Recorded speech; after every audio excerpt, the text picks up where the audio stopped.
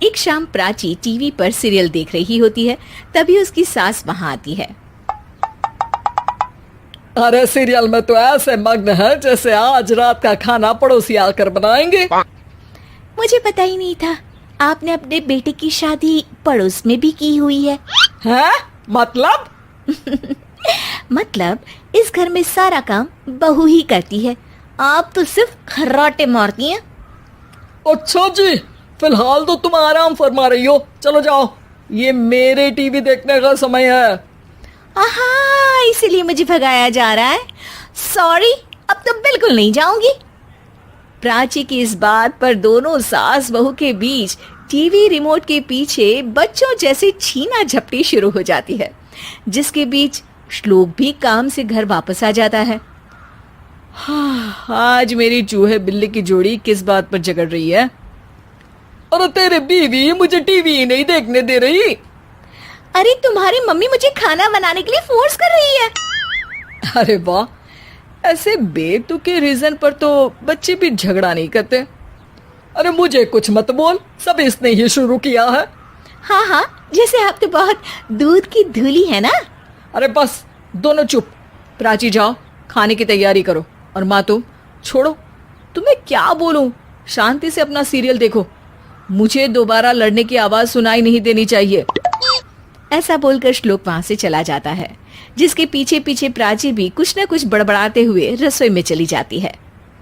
हाँ हाँ, सासू जी को तो कुछ बोलेंगे ही नहीं, बस मुझ पर ही हुक्म चलता है, खाना बनाओ, जैसे मैं इनके घर में खाना बनाने के लिए आई हूँ। इसी तरह शाम बीतती है और रात को श्लोक और प्राची की सास खाना खाकर सोने चले जाते हैं, लेकिन प्राची गुस्से में कुछ खाए बिना काम में ही लगी रहती है। इस घर में किसी को घंटा फिक्र नहीं पड़ता, मैं खाऊं या भूखी रहूं।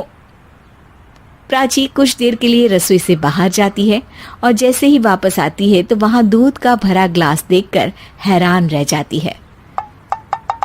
फिक्र पूरी है, बस दिखाना नहीं है। प्राची दूध पीकर सोने चली जाती है और अगली सुबह एक बार फिर सास बहू का कार्टून नेटवर्क स्टार्ट हो जाता है। ये तुमने ही किया है। अरे अजीब जबरदस्ती है, मैं बोल रही हूँ मैंने कुछ नहीं किया। दोनों ने मिलकर पूरे घर को पागल खाना बनाया हुआ है। यहाँ कोई नॉर्मल इंसान तो रह ही नहीं सकता, इसीलिए अब पड़ोसी क्या रिश्तेदार भी घर आने से कतराते हैं। और सुन बेटे, तू भी चंगा, तेरी माँ भी चंगी, तेरी बीवी भी चंगी, रिश्तेदार। हाँ जी, आपको नहीं पता क्या, गंगाधर ही शक्तिमान है, रिश्तेदार ही। हाँ हाँ, बस समझ गया। कभी जानवरों जैसे लड़ेंगी तो कभी जुगलबंदी करेंगी। भाई मैं आप दोनों के बीच में नहीं फंसना चाहता।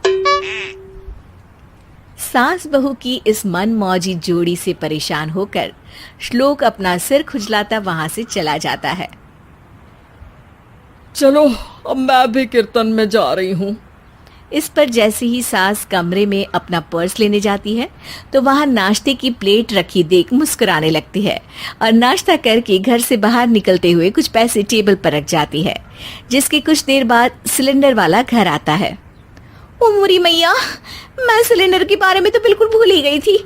घर खर्च के सारे पैसे भी मम्मी के पास है और श्लोक से बोला तो उल्टा 4 बात सुनाएंगे। प्राची ये सोच ही रही होती है कि अचानक उसका चेहरा चमक उठता है और वो घर में आकर इधर उधर देखने लगती है। तभी उसकी नजर टेबल पर रखे पैसों पर पड़ती है, जिन्हें वो सिलेंडर वाले को दे देती है। ये सब श्लोक देख लेता है। अच्छा बेटे, इतना बड़ा घोटाला, सबके सामने मैं तेरी दुश्मन और पीठ पीछे तेरी मेरी यारी। इस पर श्लोक एक प्लान बनाता है और शाम को सब एक साथ बैठे होने पर बोलने लगता है।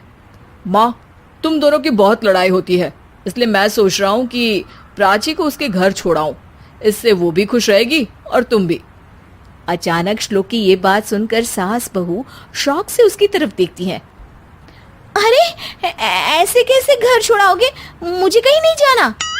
अरे तुमने बोला नहीं पर मैंने सुन लिया, तुम्हें मम्मी के साथ रहना अच्छा नहीं लगता, मुझे पता है। अरे वो, अरे जब बहू खुद कुछ काम बोले तो वो तुझे सुनता नहीं, और अब जो इसने बोला ही नहीं वो तू समझ गया। जब उसे नहीं जाना तो फिर जबरदस्ती क्यों कर रहा है?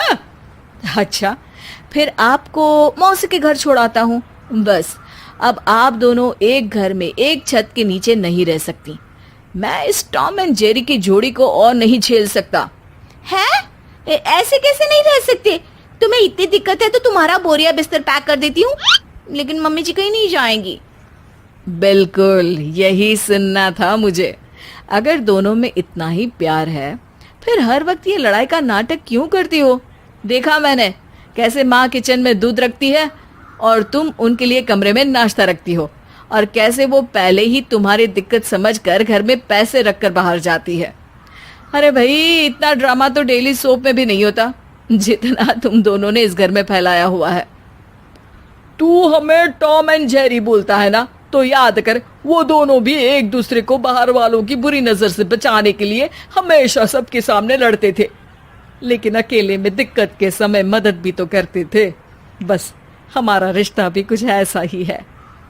और वैसे भी अगर सास बहू में तू मैं नहीं होती तो दुनिया वालों को कहानियां कैसे मिलेंगी?